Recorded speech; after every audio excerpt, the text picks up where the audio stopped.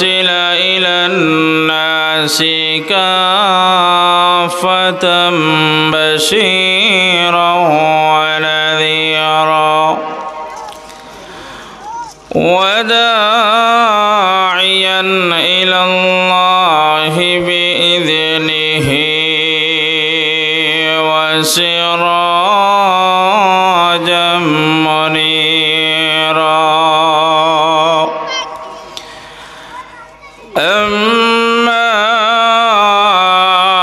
بعد فأعوذ بالله من الشيطان الرجيم بسم الله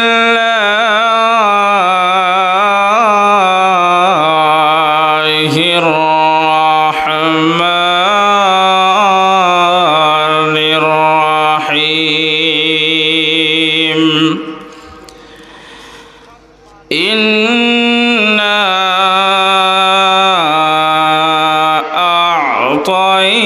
أعطيناك الكوثر فصل لربك وانهر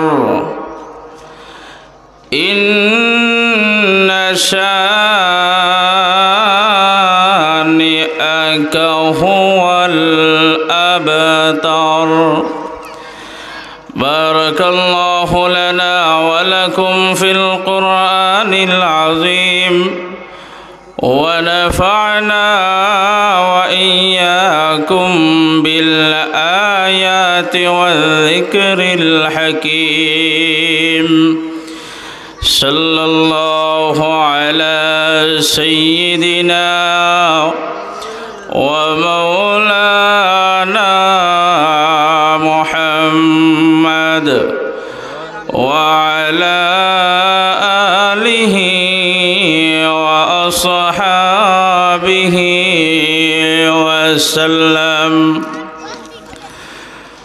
والليل مه ذلف محمد كترنم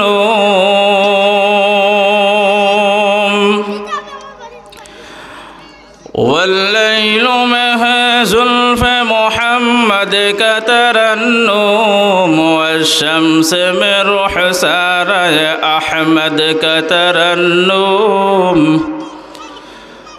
والشمس مرح سارة أحمد كترنم والفجر مه صبح رسالتك بشارات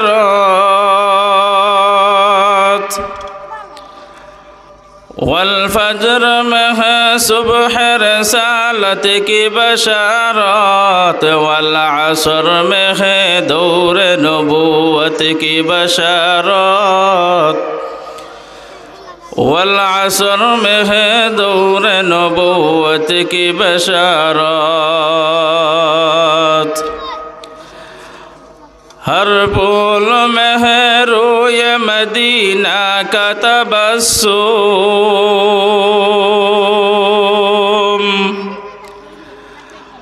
ہر پھول میں روئے مدینہ کا تبسم شاخ القلچک میں خود آقا کا تکلم شاخ القلچک میں خود آقا کا تکلم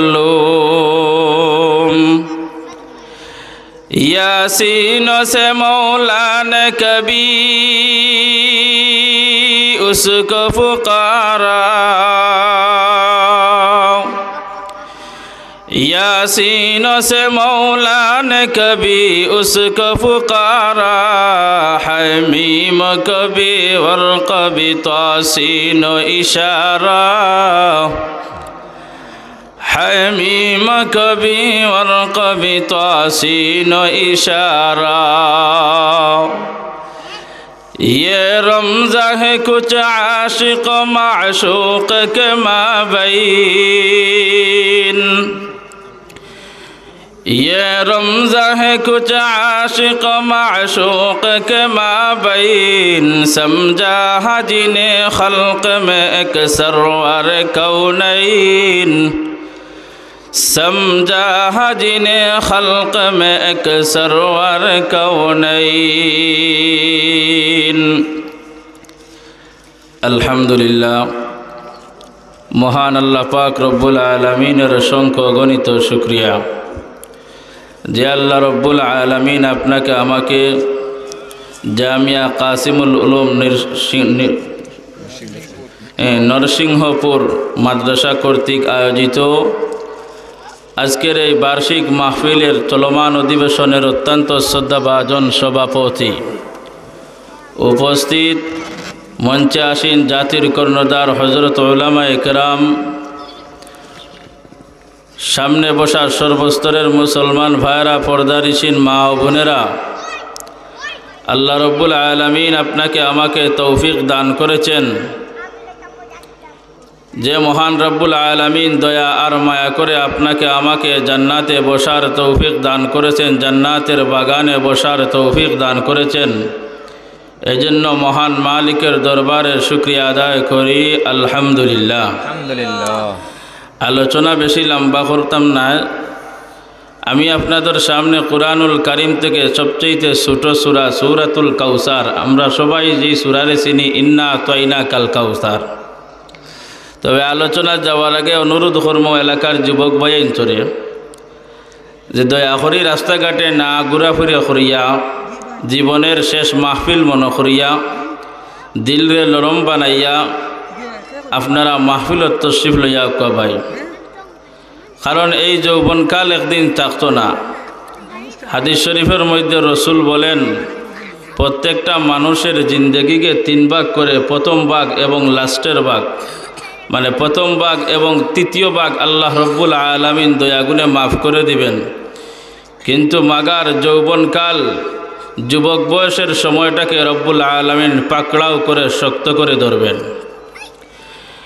আজ হতে পারে আপনার শরীরের দেহের মধ্যে মাংস আছে, মুখের মধ্যে গোশত আছে, আপনার চেহারা সুন্দর, ভাই আপনার চেহারা সুন্দর, লাবণ্যতা আছে, আপনার হাত পা সবগুলো সুন্দর, আমরা দেখতেছি, মানুষও দেখেন, কিন্তু আপনি এটা বিশ্বাস করতে হবে, আমাদের সামনে এমন এক দিন আসবে মুখের মধ্যে গোশত থাকবে না, পায়ের হাড্ডিগুলো, হাতে পায়ের যে মাংসগুলো আছে, গোশতগুলো আছে, এইগুলো এক সময় মানে কুশ হয়ে যাবে। যেইভাবে শীতের দিন চামড়াগুলো এইভাবে জোড়া লাগে, তদ্রূপভাবে হয়ে যাবে। উদাহরণটা কেমনে বোঝায়? একজন যুবক তার বাবার দিকে চাইলে বুঝতে পারবে যে বাবার চেহারার দিকে যেন চায়, যে আমার বাবার যৌবনকালের ছবির দিকে চায়। আর বর্তমানে বাবার কি অবস্থা? তাহলে বাবা যেইভাবে যৌবনকালও সুন্দর, দেহর সুঠাম, দেহর অধিকারী ছিল, আজ বাবা দুনিয়াত আছে, কিন্তু সময়ের ব্যবধানে বাবার এই অবস্থা হয়েছে। ভাইরা আমার, কেমনে বুঝাই তোমাদেরকে? নরসিংহপুরের মুসলমান, ভালো করে দিলেন কান লাগাইয়া শুনো। আপনি আপনার বাবার চেহারার দিকে তাকাও, বাবার চেহারার দিকে তাকাইয়া বাবার যৌবনকালের একবার স্মরণ করো, বাবার ছবির দিকে তাকাও। আপনি আপনার মেয়ে যৌবনকালে আপনার মার দিকে তাকাও, আমার মার যৌবনকালে কীভাবে শরীর ছিল, দেহ ছিল, স্বাস্থ্য ছিল, সুন্দর ছিল, কিন্তু সময়ের পর্যায়ে, সময়ের দরবারে আল্লাহ রব্বুল আলামিন প্রত্যেকটা মানুষের এমন এক সময় সামনে আসবে, মানুষের দেহ থেকে গোশতগুলো খসে পড়বে, চেহারার সৌন্দর্যতা নষ্ট হয়ে যাবে। যুবক ভাইরে, আপনার সৌন্দর্য এখন আছে, মানুষ আপনাকে সুন্দর বলে, এমন এক সময় সামনে আসবে নরসিংহপুরের মুসলমান, আপনার চেহারা ভাই আপনার আত্মীয় স্বজন চাইবে না। এই জন্য একজন কবি চমৎকার ভাষায় ডাক দিয়া বলেন, হুসনে তেরা চন্দে রুজা আখির ফানা হো যায়েগা, हुस्न तेरा चंद रुज आखिर फना हो जाएगा, जिसने तेरा नाज है खाक में मिल जाएगा, जिसने तेरा नाज है खाक में मिल जाएगा। কবি বুঝায় ভাই যে আপনার এমন এক সময়ের সামনে আসবে আপনার সৌন্দর্য নষ্ট হয়ে যাবে, আপনার চেহারা থেকে মাংস খসে পড়ে খাক মে মিল যায়গা। খাক শব্দের অর্থ কবি লেখেন মাটি, যেইভাবে মাটির মধ্যে আমাদের মাংসগুলো মিশে যাবে, শরীর থেকে খসে পড়ে গোস্তগুলো মাটির সঙ্গে চট লেগে যাবে, মাটির সঙ্গে জোড়া লেগে যাবে। এই জন্য ভাই প্রত্যেকের সামনে এই সময় আসবে, জীবনের শেষ মুহূর্ত মনে করিয়া আমরা রাস্তাঘাট না ঘোরাফেরা করিয়া মাহফিল তশরিফানি হয়তো পারে আজকের এই মাহফিল ও বসাকে আল্লাহ পাক রব্বুল আলামিন উসিলা করে আপনাকে আমাকে জান্নাতে দিতে পারে, বলেন সুবহানাল্লাহ। যাই হোক, আমি আপনাদের সামনে সূরাতুল কাউসার তিলাওয়াত করেছি। সূরাতুল কাউসারের পুরা আলোচনা করতে হলে দীর্ঘ সময়ের দরকার, একদিনে শেষ হবে না, এক সপ্তাহেও শেষ হবে না।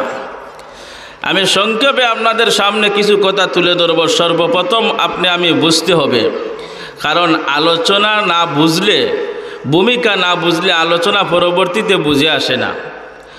তাহলে সূরা কাউসারের শানে নুজুল জানতে হবে। যেমনিভাবে আল্লাহ পাক রব্বুল আলামিন প্রত্যেকটা সূরা এক একটা উদ্দেশ্য দিয়ে নাজিল করেছেন। সূরাতুল আনকাবুত একটা মাকড়সার ঘটনা দিয়া, এইভাবে সূরাতুল ফিল আবাবিল ফাকির দ্বারা হস্তি বাহিনীদেরকে ধ্বংস করেছেন। এইভাবে আল্লাহ তাআলা এক একটা বিষয় কুরআন নাজিল করেছেন। সূরাতুল কাউসার নাজিলের কারণ, সূরাতুল কাউসার আল্লাহর রাসূল সাল্লাল্লাহু আলাইহি ওয়াসাল্লাম যখন 40 বছর বয়সে প্রকাশ্যভাবে যখন নবুয়তি গ্রহণ করলেন, যখন মক্কার মধ্যে মানুষকে দাওয়াত দিলেন, দ্বীনের দাওয়াত দিলেন, এক আল্লাহর দাওয়াত দিলেন, তখন মক্কার বেঈমান মুশরিকরা একটা প্ল্যাটফর্মে দাঁড়াইয়া চুক্তিবদ্ধ করে মক্কার মানুষের কাছে বলেন, আব্দুল্লাহর ছেলে মুহাম্মদ, কুরাইশ বংশের আব্দুল্লাহর ছেলে মুহাম্মদ উনি পাগল হয়ে গেছে। জুড়ে বলেন না নাউযুবিল্লাহ। তখন নবী করিম সাল্লাল্লাহু আলাইহি ওয়াসাল্লামের চাচা আবু লাহাব, এমনকি ওনার স্ত্রী উম্মে জামিল, ওনারা দুইজন বলেন, হে মক্কার মানুষেরা তোমরা শুনো, ভাতিজা মুহাম্মদ সম্পর্কে আমাদের চাইতে কেউ বেশি বুঝবা না। কারণ ভাতিজা মুহাম্মদ এমনি দিকে আমাদের ভাতিজা, অপর দিকে আমাদের বিয়াই কেমনে? কারণ আমার নবী মুহাম্মদুর রাসূলুল্লাহ সাল্লাল্লাহু আলাইহি ওয়াসাল্লাম নবুয়ত পাওয়ার আগে আল্লাহর নবীর দুই মেয়েকে আবু লাহাবের দুই ছেলে উতবা এবং উতাইবার কাছে বিবাহ দিয়েছে। এই সূত্রে হলেন নবীজি এবং আবু লাহাব বিয়াই।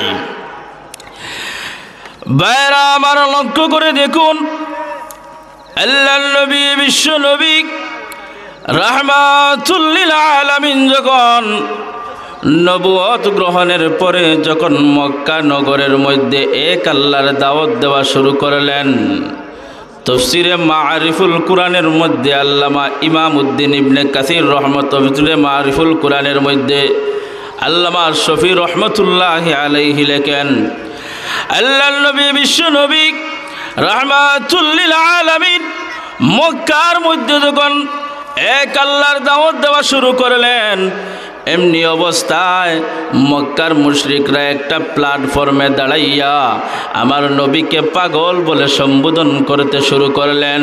এমনিভাবে মক্কার কাফিরদেরকে আবু লাহাব এবং আবু লাহাবের স্ত্রী উম্মে জামিল ডেকে ডেকে বলেন, হ্যাঁ মক্কার মানুষেরা তোমরা শুনো, হ্যাঁ মক্কার মানুষেরা তোমরা শুনো, আরে বেটা আব্দুল্লাহর ছেলে মুহাম্মদের সম্পর্কে আমাদের চাইতে বেশি আর কেউ বুঝবা না।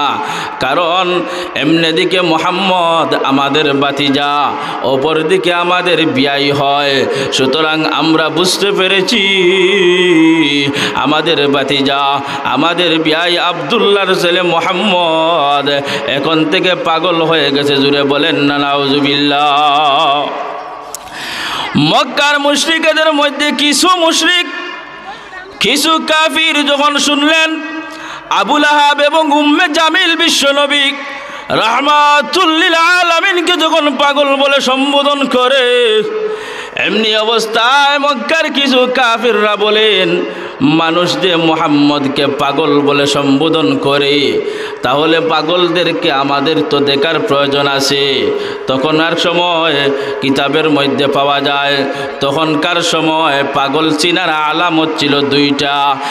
এক নম্বর আলামত হলো পাগল ওই ব্যক্তি হবে যাদের লেবাস ঠিক থাকবে না, যাদের সুরত লেবাস কোনো কিছুই ঠিক থাকবে না, এদেরকে বলা হয় পাগল। দুই নম্বর হলো পাগল চিনার সুরত হলো যেই মানুষের কথার আগা এবং মাথা, শুরু এবং শেষটা সমান হয় না, এই মানুষকে বলা হয় পাগল। যেমনিভাবে আপনারা সমাজের মধ্যে দেখবেন একগুলো মানুষ মারিফতের সম্রাট হয়ে দাঁড়ায়, মারিফতের গান গায়, মাথার মধ্যে দেখবেন লাল শালুক বাঁধা। এমনি অবস্থায় দেখা যায় মুসের কারণে মুখের ছিদ্র দেখা যায় না। এইসব আছে না নাই? মাস যায় বছর যায় গোসল করে না। এরা কি ফির সাব না পাগল সাব? জুড়ে বলেন না ফির সাব না পাগল সাব? কিন্তু পাগলের গায়ের মধ্যে তো পাগল লেখা নাই। পাগল কেমনে চিনলাম? পাগলের সুরত আর সিরতের কারণে, তার পোশাকের কারণে তাকে আমরা পাগল চিনলাম। দুই নম্বর হলো যে ওই মানুষ পাগল হবে যার কথার শুরু এবং শেষ উভয়টা সমান হবে না। এমনিভাবে বিশ্ব নবী রাহমাতুল লিল আলামিনকে তখন মক্কার কাফিররা বলেন, ঠিক আছে বুঝলাম মুহাম্মদ পাগল হয়ে গেছে, আমরা এই মুহূর্তে মক্কার উদ্দেশ্য রওনা হয়ে যাব। মক্কার মধ্যে গিয়ে দেখব মুহাম্মদ পাগল না ভালো। জুড়ে বলেন সুবহানাল্লাহ। এবার মক্কার কাফিররা যখন মক্কার দিকে যখন রওনা দিলেন, আল্লাহর নবী বিশ্ব নবী রাহমাতুল লিল আলামিনকে পাগল দেখতে যায়। এমনি অবস্থায় কি অনেক দূর থেকে দেখেন খানায় কাবার দেওয়ালের মধ্যে আলো জলমল করে। জুড়ে বলেন সুবহানাল্লাহ। এক কাফির আর এক কাফিরকে তখন ডাক দিয়া বলেন, কিরে অনেক দিন তো আসলাম, এইরকম কোনো আলো দেখি না, এবার কেমনি ভাবে তো সুন্দর আলো? তখন আরেক কাফির বলে, আমার বুঝতে বাকি নাই, এই আলোটা হলো আব্দুল্লাহর বেটা মুহাম্মদের আলো। জুড়ে বলেন সুবহানাল্লাহ। এবার বেঈমান কাফিরেরা একজন আরেকজনকে ডেকে ডেকে বলে, আসছিলাম তো পাগল দেখার জন্য, কিন্তু পাগল নাই, পাগল নাই। এখন আব্দুল্লাহর বেটা মুহাম্মদের চেহারার মধ্যে যেই সৌন্দর্য দেখি, আর দেরি করে লাভ নাই, এই মুহূর্তে আমরা মুহাম্মদের হাতে কালিমা পড়ে জিন্দেগির জন্য মুসলমান হয়ে যাব। তাহলে পাগল দেখাত আইসা মুসলমান হয়েছে, লাভ হয়েছে না ক্ষতি হয়েছে? আমার নবী কি পাগল? আমার নবী কি পাগল? আমার নবীর সৌন্দর্য দেখা এমনিভাবে কাফিররা মুসলমান হয়েছে। আল্লাহর নবী বিশ্ব নবী রাহমাতুল লিল আলামিনের কলিজার টুকরা স্ত্রী আম্মা জান আয়েশা হাদিস শরীফের মধ্যে বয়ান ফরমায়েন, আল্লাহর নবী বিশ্ব নবী রাহমাতুল লিল আলামিন যখন আমার ঘরে এশার নামাজের পরে ঢুকতেন, আমি আয়েশা তখন আমার হাতে সুই চিনেননি, সুই চিনেন? সুই আমাদের গাওয়ালি ভাষা এখন সুই যেটা কই নাকি, ফুই যেটা কই। আয়েশা রাদিয়াল্লাহু তাআলা আনহা বলেন, আল্লাহর নবী বিশ্ব নবী রাহমাতুল লিল আলামিন যখন এশার নামাজের পরে আমার ঘরে ঢুকে, আমি তখন আল্লাহর নবীর চেহারার আলোতে আমি আয়েশা শুয়ের ছিদ্র দিয়া সুতা ঢুকাইতে পারি। আমার নবী সুন্দর না আমার নবী কালো? এখনকার জমানাত, বর্তমান জমানাত সব নায়ক নায়িকাকে যদি সুন্দর সুন্দর নায়ক নায়িকাকে যদি এক রুমের মধ্যে যদি তালাবদ্ধ করা হয়, আল্লাহর নবীর সৌন্দর্যর সমান হবে তা কোশ্চিনকালেও সম্ভব না, কোনো উপমা দেওয়া যায় না।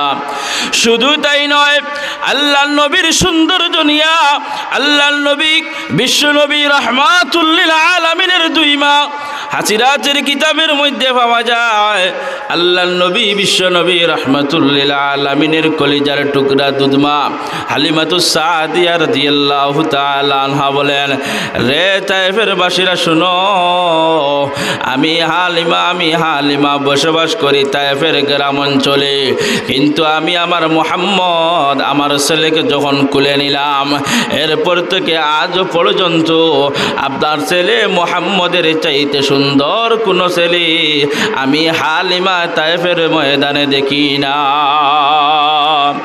এবার তায়েফের কথা শুনে, এবার হালিমাতুস সাদিয়ার কথা শুনে আল্লাহর নবী বিশ্ব নবী রাহমাতুল লিল আলামিনের গর্ভধারিণী মা আমিনা তখন ডেকে ডেকে বলেন, হালিমা গো, আপনি তো তায়েফের বর্ণনা দিয়েছ, কিন্তু আমি আমিনা বসবাস করি মক্কা নগরীর মধ্যে, কিন্তু আমি আমার ছেলে মুহাম্মদের চাইতে সুন্দর কোন ছেলে আমি আমিনা আজ পর্যন্ত মক্কার কোনো জায়গায় দেখি না। এমনিভাবে হালিমা এবং আলিমার কথা দুজনের কথার মধ্যখান দিয়া হযরতে জিবরাইল আলাইহিস সালাতু ওয়াস সালাম বলেন, ও হালিমা, ও আমিনা শুনো, একজন বর্ণনা দিয়েছ তায়েফের ময়দানের, আরেকজন বর্ণনা দিয়েছ মক্কার, কিন্তু এর বাহিরে তো কোথাও যাও নাই। কিন্তু আমি জিবরাইলকে মহান আল্লাহ সৃষ্টি করার পর থেকে কয়েক লক্ষ বার পৃথিবীর মধ্যে ভ্রমণ করাইছেন। পৃথিবীর পশ্চিম থেকে উত্তর, দক্ষিণ থেকে উত্তর, পশ্চিম থেকে পূর্ব পর্যন্ত আমি জিবরাইল কয়েক লক্ষ বার ভ্রমণ করেছি, কিন্তু আল্লাহর কসম আমি আজ পর্যন্ত আল্লাহর হাবিব মুহাম্মদের চাইতে সুন্দর কোন মানুষ আমি জিবরাইল আজও পর্যন্ত দেখি না। এমনিভাবে হালিমার কথা শেষ, এমনিভাবে আমিনার কথা শেষ, জিবরাইলের কথা শেষ। আল্লাহ পাক রব্বুল আলামিন বলেন, জিবরাইল, তুমি যে বর্ণনা দিয়েছো, তোমাকে আমি পৃথিবীর মধ্যে কয়েক লক্ষ বার ভ্রমণ করাইছি, কিন্তু তুমি পৃথিবীর কোনো জায়গায় দেখো নাই। আরে তুমি দেখবা কেমনে? আমি আমার বন্ধু মুহাম্মদের চাইতে সুন্দর কোনো মানুষ আমি আল্লাহ আজও পর্যন্ত সৃষ্টি করি নাই। তাহলে আমার রসুল পাগল না ভালো? পাগল না ভালো? এবার মক্কার মুশরিকরা যখন মক্কার মধ্যে গেল, যাওয়ার পরে আল্লাহ রসুল সাল্লাল্লাহু আলাইহি ওয়াসাল্লামের তখন দুইটা আকর্ষণ ছিল। এক নম্বর রসুলের উত্তম চরিত্র, সিরত এবং সুরত। দুই নম্বর হলো বিশ্বনবীর কণ্ঠে কুরআনুল কারীমের তেলাওয়াত। এখন মক্কার কাফিররা যখন দেখলো রসুল করিম সাল্লাল্লাহু আলাইহি ওয়াসাল্লাম যখন কুরআনুল কারীম থেকে যখন তিলাওয়াত শুরু করলেন, এমন এমন জায়গা থেকে তিলাওয়াত শুরু করলেন, তখন মক্কার কাফিররা তেলাওয়াত শুনে বলেন, মুহাম্মদ তো পাগল হওয়ার কথা না, কারণ পাগল তো ওই ব্যক্তি হবে যার সুরত ঠিক থাকবে না, যার কথার আগা এবং মাথা মিল থাকবে না। কিন্তু আমরা দেখতে পাই মুহাম্মদের সুরত এবং সিরত একটা। দুই নম্বর হলো মুহাম্মদ যখন তিলাওয়াত করে তার আগা এবং মাথা উভয়টা মিল আছে। সুতরাং আব্দুল্লাহর ছেলে মুহাম্মদ পাগল হতে পারে না। জুড়ে বলেন সুবহানাল্লাহ। এবার যখন কাফিরদের এই টার্গেট শেষ হয়ে গেল, আবুল আহাব ইকানো শেষ, উম্মে জামিল ইকানো শেষ, তখন তাফসীরের কিতাবের মধ্যে পাওয়া যায় মক্কার বড় এক লিডার, যার নাম হলো হযরতে, যার নাম কি জানেন আপনারা? শুনছেন কোনো দিন? নাম শুনছেন না? আল্লাহ রসুল সাল্লাল্লাহু আলাইহি ওয়াসাল্লাম কে যখন আবুল আহাব বিভিন্ন কথা বলে, উম্মে জামিল বিভিন্ন কথা বলে, কিন্তু মক্কার কাফিরদের কাছে উভয়ের টার্গেটটা বন্ধ হয়ে গেছে। তখন আবু জেহেল আর আস ইবনে ওয়াইল, বিশেষ করে কিতাবের মধ্যে আস ইবনে ওয়াইলের কথা উল্লেখ করা হয়েছে, তারা বলেন যে আমাদের কাছে নতুন একটা ফোন দিয়ে আসছে যে আমরা যখন সমাজের মধ্যে মক্কার মধ্যে বলবো এমন এক কথা, তখন মানুষ এমনি মুহাম্মদের লোক ছাড়ি দিবে। উম্মে জামিল আবুল আহাব বলে, বিষয় কি এত সুন্দর বুদ্ধি? তখন তারা জিজ্ঞাসা করা হলো, আবুল আহাব বলেন, কি তোমার কাছে এত বুদ্ধি আছে যে মুহাম্মদের লোক ছেড়ে দিবে মানুষ? তখন তারা বলে, আবু জেহেল বলেন, আমি এখন থেকে মক্কার মধ্যে বলবো, কারণ মুহাম্মদ তো নির্বংশ আটকুরা, তার কোনো সন্তান নাই, তার কোনো ছেলে সন্তান নাই। ছেলে সন্তান না থাকলে তো দুনিয়ায় তো আর বংশ বিস্তারও সম্ভব নাই। সুতরাং আমি যখন এই কথাটা মক্কাত বলবো যে মুহাম্মদ যেদিন দুনিয়া থেকে চলে যাবে সেদিন থেকে মুহাম্মদের সব কিছু ধ্বংস হয়ে যাবে, সব কিছু নির্বংশ হয়ে যাবে, আর ইসলামের কথা দ্বীনের কথা কেউ বলবে না। এই কথা যখন বলতে শুরু করলো, আল্লাহর রসুল সাল্লাল্লাহু আলাইহি ওয়াসাল্লাম বলেন, আল্লাহ তুমি আমাকে তো পুত্র দিয়েছিলে কাসিম আর তাহের বা ইব্রাহিম আমাদেরকে দিয়েছিলা, কিন্তু আল্লাহ তুমি তো দুনিয়া থেকে ছোটোবেলা নিয়েছ। আজ বেঈমান কাফিরেরা আমাকে আবতর বলে নির্বংশ বলে গালি দে। আল্লাহর রসুল কাঁদতেছেন। এই সময় আল্লাহর রসুলকে সান্ত্বনা দেওয়ার জন্য মহান আল্লাহ সূরা কাউসার নাজিল করছেন। বলেন সুবহানাল্লাহ। বাইরা আমার লক্ষ্য করে দেখুন, আল্লাহর নবী বিশ্ব নবী রাহমাতুল লিল আলামিনকে যখন মক্কার কাফিরেরা যখন আমার নবীকে যখন নির্বংশ বলে গালি দে, আবতর বলে গালি দে, আমার নবী তখন আল্লাহর কাছে বলেন, আল্লাহ আমাকে তো তুমি পুত্র সন্তান দিয়া দুনিয়া থেকে নিলা, আর এবার আমাকে আবতর বলে গালি দে। আমার নবীর মনটা ভেঙে যায়। আমার আল্লাহ রব্বুল আলামিন তখন নবীকে সান্ত্বনা দেওয়ার জন্য বলেন, ওগো জিবরাইল এই মুহূর্তে আমার বন্ধু মুহাম্মদের কাছে নিয়ে যাও, আমার বন্ধুর কাছে নিয়ে যাও। আমি আল্লাহ বেঈমান কাফিরদের প্রশ্নের মোকাবেলায় তাদেরকে আমি ধ্বংস করার জন্য আমার নবীকে যারা পাগল বলে সম্বোধন করেছে, শুধু তাই নয় নবীকে নির্বংশ বলে গালি দিয়েছে, আমার নবীকে সান্ত্বনা দেওয়ার জন্য, বেঈমান কাফিরের প্রশ্নের জবাব দেওয়ার জন্য আমি আল্লাহ সূরা কাউসার নাজিল করলাম। বলেন সুবহানাল্লাহ। কারণ সমাজের মধ্যে দেখবায় যে বেটির বাচ্চা কাচ্চা না তাদের তো বান্দা বেটিন কইন, বান্দা বেটিন কইন। আমরা গাওয়ালি ভাষা আর একটা আছে, তখন দেখবা শাশুড়িও কথা কইতে সময় এই বেটির আরে দেখ কথা কইন, এই বেটির লোকে মারতে সে পাই না, আমার ফুয়া নির্বংশ সন্তান হয় না। আর যার করে শুধু ফুড়ি নইন আর ফুয়াই নইন না, তারার লোকে আরেক ধরনের ব্যবহার করেন সমাজের মধ্যে আছে। এটা ভাই ঠিক না। এলাকার মধ্যে যদি থাকে আপনারা মনে করেন যে আমরা জকিগঞ্জ নাই, আমার বাড়িও জকিগঞ্জ, এখানে আপনারা খান্দাত, এটা সব এলাকাত আছে, যে আপনারা এলাকাত নাই আপনারা ইলা কইলে আমি বিশ্বাস করতাম না। যদি হুজুরে বিশ্বাস করেন আমার বড় ভাইয়ে আমি মানতে পারো, আমি মানতাম না যে এই এলাকাত এটা নাই, এখানে আমি মানতাম না। প্রত্যেক এলাকাত আছে।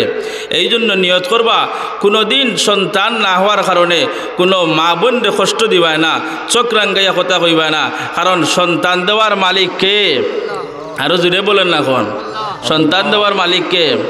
আল্লাহ চাইলে মা বাপ ছাড়াও দিতে পারেননি, দিছইননি, ফকাসান হারে দিছইন। মা বাপ ছাড়া হারে দিছইন আদম আলাইহিস সালাতু ওয়াস সালাম, আবার বাবা ছাড়া ঈসা আলাইহিস সালাতু ওয়াস সালাম রে দিছইননি। এজন্য তো একজন গায়ক বড় সুন্দর করে লেখছেন, একটা গান কইছেন চাই না আর কি, যদিও গানটা লেখছেন কিন্তু কথার ছন্দ মিলে কইতাম নি, আপনারা দেখেন কইতাম নি। আরে আদম ছাড়া, আরে আদম ছাড়া মানুষ তুমি বানাইলাই নিজ হাতে, আরে মা বাপ ছাড়া আদম তুমি বানাইলা নিজ হাতে, পিতা ছাড়া ঈসা নবী মরিয়মের গরে। ঠিক নি? কারণ মা বাপ ছাড়া আদম বানাইছেন আর বাপ ছাড়া ঈসা নবী বানাইছেন। সুতরাং তাইলে সন্তান দেওয়ার মালিক কে? তাইলে আমরা তো বুঝি না, বুঝবো কেমনে? আমরা অনেক সময় জিনিস না বুঝিয়ে রাগ করি। যেমন একটা উদাহরণ, যে একসময় মনে করো পাকিস্তান পিরিয়ডের সময় পাঞ্জাবির নাম শুনছেন আপনারা, এক যুবক পুয়া বইছে তার এক দাদার খান্দাত, তখন দাদা কইরা নাতি তুমি তখন সুখে শান্তিতে ভাত খাইরায়, আর আমরা হায় রে হায় পাকিস্তান পিরিয়ডও যে কষ্ট করছি, পাঞ্জাবি আমরা যে পর্যন্ত কষ্ট দিছে হিসাব ছাড়া গরু রইতাম পারছি না, আর মেয়খলের লিয়া গরু রইতাম পারছি না, মাটির তলে গাত করিয়া রয়েছি। এখন হে জিগাইল দাদা বিষয় কিতা? বলে পাঞ্জাবি এইলা মায়ের মারতে, পাঞ্জাবি দেখলেও আমরা দৌড়াইতাম। হে করলো কিতা সুকুম বুঝাই বেটা, আগে বুঝছে না পিছু বুঝছে না, গরো গেছে, গরো গিয়ে তার বাপরও পাঞ্জাবি পাইছে, তার বাইন তোরও পাঞ্জাবি পাইছে, পাঞ্জাবি তো তা ফিনতে আমরা আর কি ওটা এখন ফিনতে যেমনি দেখছে হ্যাঙ্কারও তো সারা আনছে আনিয়া উঠানো তো ইয়া হে দাঁত দিয়ে এখন সে দাঁড় জিজ্ঞান হইল বিষয় কিতা, তুই ইটা খাটোস কি বেটা বিষয় কিতা? বলে কিচ্ছু মারছিও না, বাড়ির দাদা কইছেন পাঞ্জাবি আমার আব্বারে পাকিস্তান পিওটো দাদারে কত মাইর মারছে, হিকালে বুঝিয়া করছে না না বুঝিয়া? আগো বুঝছে না ফিসও বুঝছে না, হে বুঝছে তো পাঞ্জাবি মারছে, তখন কর আমার দাদাজিরে পাকিস্তান পিরিয়ডও পাঞ্জাবি কত মাইর মারছে, ই পাঞ্জাবি আর আমার গরো তৈছে দিতাম না, ইলা হয় না কোনো সময়, ইলা আসেন একটা আনা বুঝিয়ে রাগ করেন। এর লাগে সাবধান, মা জাতির গরো মহিলা জাতির গরো যদি সন্তান না হয় তাদেরকে কোনো সময় মনে কষ্ট দিবায় না। আল্লাহর রসুলরে যখন কষ্ট দিয়েছেন আল্লাহ পাক রব্বুল আলামিন ওনার হাবিবকে সান্ত্বনা দেওয়ার জন্য আমি আল্লাহ বলেন আমি আল্লাহ সূরা কাউসার নাজির করলাম। জুড়ে বলেন সুবহানাল্লাহ। ভাইরা আমার, কাউসার মানে কি? কাউসারের বিভিন্ন ব্যাখ্যা আছে, তার মধ্যে আমি আপনাদের সামনে 3টা ব্যাখ্যা তুলে ধরব।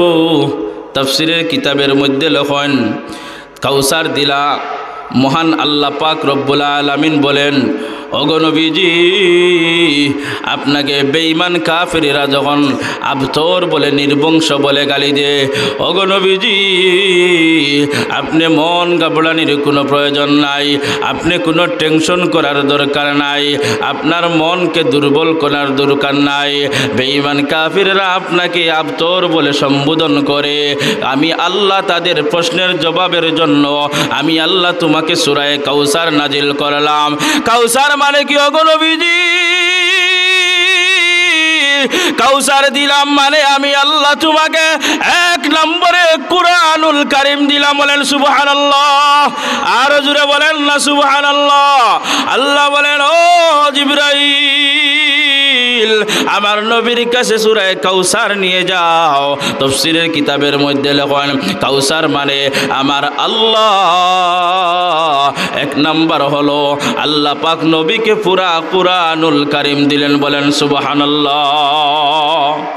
কাফিররা বলে যে আপনি আবতর, আল্লাহ বলেন আমি আল্লাহ তোমাকে কাউসার দিলাম। কাউসারের 1 নম্বর ব্যাখ্যা হলো, ওগো নবীজি আমি তোমাকে সূরা কাউসার নাজিল করলাম, এর মানে হইল তোমারে কুরআনুল কারীম দিলাম। বলেন সুবহানাল্লাহ। ইন্না আ'তাইনাকাল কাউসার, ওগো নবীজি নিশ্চয় আমি আপনাকে কাউসার দিলাম। জুড়ে বলেন সুবহানাল্লাহ। কাউসারের মানা 1 নম্বরে মানা হলো আমি আল্লাহ তোমাকে কুরআন দিলাম। 2 নম্বরে বলেন আমার আল্লাহ ওগো নবীজি আমি তোমাকে কাউসার দিলাম মানে আমি আল্লাহ তোমাকে হাউজে কাউসার দিলাম। বলেন সুবহানাল্লাহ। আল্লাহ বলেন, ওগো নবীজি আমি তোমাকে কাউসার দিলাম। 2 নম্বর ব্যাখ্যা হলো তোমাকে হাউজে কাউসার দিলাম।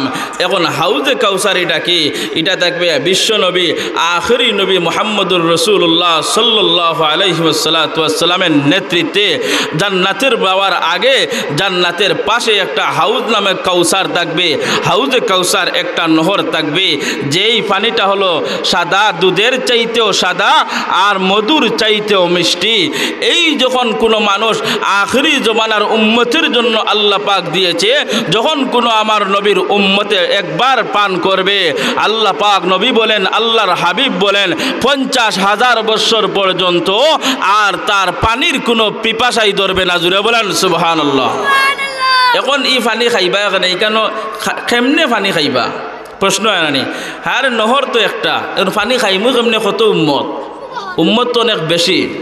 আল্লাহর রসুল একবার স্বপ্নযুগের মধ্যে দেখলেন, বিভিন্ন মেরাজের রজনীতে দেখলেন যে বিভিন্ন নবীরা উনার উম্মত নিয়া আল্লাহর রসুলের সামনে আসলেন। বাচ্চান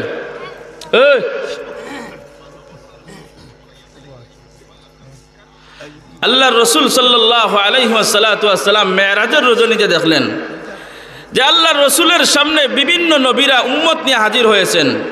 মূসা আলাইহিস সালাতু ওয়াস সালাম হাজির হয়েছেন, বিভিন্ন নবীরা হাজির হয়েছেন। কারো উম্মত হলেন 40 জন, কারো উম্মত 70 জন, কারো উম্মত 80 জন। আল্লাহর রসুল যখন দেখলেন কিতাবের মধ্যে আসছে, আল্লাহর রসুলের যখন মন দুর্বল হয়ে যায়, আল্লাহ এত উম্মত দেখা যায়, এত উম্মত দেখা যায়, আল্লাহ এত উম্মত দেখা যায়, কিন্তু আমার উম্মত তো কম। তখন যখন আল্লাহর রসুল সাল্লাল্লাহু আলাইহি ওয়াসাল্লামের মন যখন দুর্বল হয়েছে, তখন আল্লাহ বলেন, হাবিব তুমি মন দুর্বলের কোনো প্রয়োজন নাই, এই মুহূর্তে তুমি ডান দিকে তাকাও। আল্লাহর রসুল যখন ডান দিকে তাকাইলেন, তাকাইলেন তখন ডান দিকের আসমান দেখা যায় না, যখন বাম দিকে তাকাইলেন আল্লাহ তাআলা বলেন ওগো নবী আপনি বাম দিকে তাকান, বাম দিকে দেখাইলেন তখন দেখলেন শুধু মানুষ আর মানুষ, বাম দিকের আসমান দেখা যায় না। আল্লাহ রাসূল আল্লাহ পাক রব্বুল আলামিন বলেন ওগো নবীজি আপনি সামনের দিকে তাকান, সামনের দিকে এই পরিমাণ মানুষ অর্থাৎ আসমান দেখা যায় না, পিছন দিকে তাকাও এই পরিমাণ মানুষ আসমান দেখা যায় না। আল্লাহ বলেন ও আমার হাবিব তুমি অন্যান্য নবীদের উম্মত নিয়ে টেনশন চিন্তার মধ্যে পড়ে গেছো, এই যা উম্মত দেখতেছো যা সব হলো আপনার উম্মত। বলেন সুবহানাল্লাহ।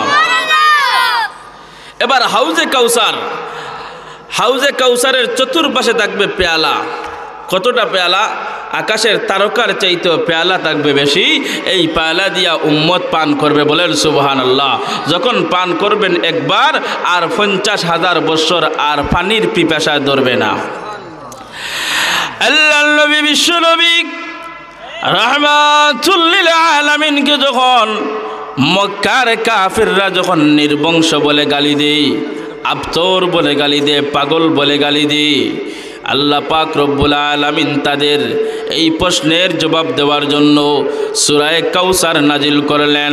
কাউসারের 1 নম্বর ব্যাখ্যা হলো ওগো নবীজি আমি তোমাকে কাউসার দান করলাম মানে তোমাকে আমি পুরা কোরআন দান করলাম, 30 পারা কোরআন।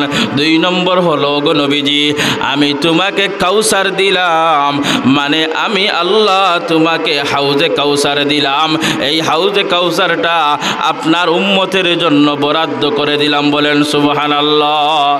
3 নম্বর হলো ওগো নবীজি বেঈমান কাফিররা আপনাকে আবতর বলে গালি দিয়েছে, নির্বংশ বলে গালি দিয়েছে। ওগো নবীজি আমি আল্লাহ তোমাকে কাউসার দিলাম মানে আমি আল্লাহ তোমাকে বেশি বেশি করে উম্মত দিলাম। কারণ আমাদের রুহানি পিতাকে বিশ্বনবী, আমাদের রুহানি পিতাকে, আমাদের পিতাকে বিশ্বনবী। আমাদের পিতা শুধু আমার আব্বানি না, আদম আলাইহিস সালাতু জানা আসেনি। এইভাবে আল্লাহর রসুল হলো আমাদের পিতা, আল্লাহর রসুল হলেন আমাদের পিতা।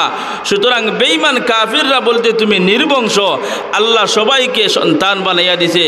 এখন কি পৃথিবীর মধ্যে আল্লাহর হাবিবের সন্তানের অভাব? অভাব। কিন্তু কি হবে ভাই, বেশি সন্তান দিয়ে কি হবে? কারণ দেখবেন কোনো সমাজের মধ্যে যখন 5 ছেলের বাবাকে যখন রাস্তার মধ্যে অন্য কোনো লোক যখন বেইজ্জতি করে বাবার ইজ্জত নিয়ে টান দেয়, তখন 5 সন্তানের মধ্যে যদি ফ্যামিলিগত ঝামেলা থাকে তখন ঝামেলা থাকে, কিন্তু বাবার বিচারের বেলা রাস্তাত 5 ভাই একসাথে কাঁধে কাঁধ মিলাইয়া বাবার দুশ্মনের বিচার করে। জুড়ে বলেন ঠিক কিনা? কিন্তু আমরা দেখছি বাংলাদেশের মধ্যে নেতাকে গালি দিলে 24 ঘন্টার ভিতরে গ্রেফতার, এরকম আছে না?